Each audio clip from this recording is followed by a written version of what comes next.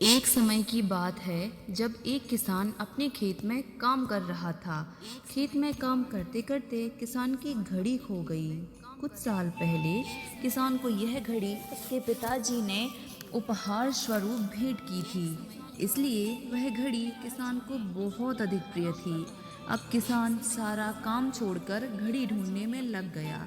जब बहुत देर हो गई और उसको घड़ी नहीं मिली तो किसान थक गया और हार मानकर वहीं बैठ गया। उसकी नज़र पास में खेल रहे बच्चों पर पड़ी। किसान ने बच्चों को खेत में अपने पास बुलाया और उनसे कहा कि बच्चों, इस खेत में मेरी घड़ी गुम हो गई है। मैं बहुत देर से अपनी घड़ी ढूंढ रहा हूँ, परंतु मुझे नहीं मिली है। तुम सब मेरी मदद करोगे क्या? यदि घड़ी ढूंढने में तुम सब मेरी मदद करोगे तो जिसको भी घड़ी मिलेगी उसको मैं इनाम दूंगा। इनाम के उत्साह से सारे बच्चे खेत में घड़ी ढूंढने के काम पर लग गए। अब खेत बहुत बड़ा था। इतने बड़े खेत में छोटी सी घड़ी को ढूंढना बहुत मुश्किल काम था।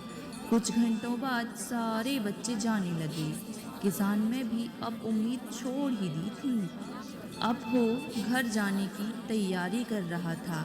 सबसे आखिरी में एक बच्चा उसके पास आया और बड़ी शान से कहने लगा, सब बच्चे चले गए हैं, मुझे बस थोड़ी देर और घड़ी ढूंढने दीजिए। किसान ने कहा, ठीक है, मैं कुछ देर बाद आता हूँ, तुम देखो तब तक घड़ी मिलती है या नहीं। किसान जब 20 मिनट बाद आया तब बच्चे के हाथ में घड़ी थी। किसान आश्चर्यचकित हो गया और बच्चे से पूछने लगा कि इतने जल्दी तुमने घड़ी कैसे ढूंढ ली? यह घड़ी तुम्हें कैसे मिली?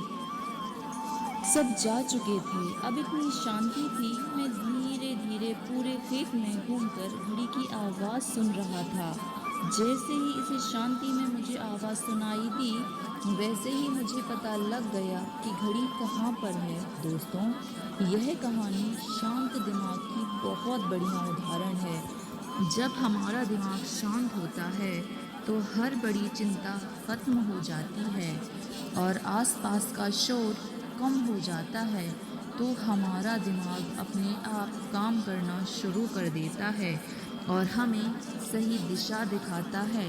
इस कहानी से हमें ये सीख मिलती है कि जीवन में समस्याएं चाहे कितनी बड़ी आ जाएं, कितनी बड़ी विपदाएं हों, कोई भी परिस्थिति हो, हमें हिम्मत नहीं हारनी चाहिए और ईश्वर पर विश्वास रखकर एक नई दिशा की ओर निरंतर मेहनत करते रहना चाहिए।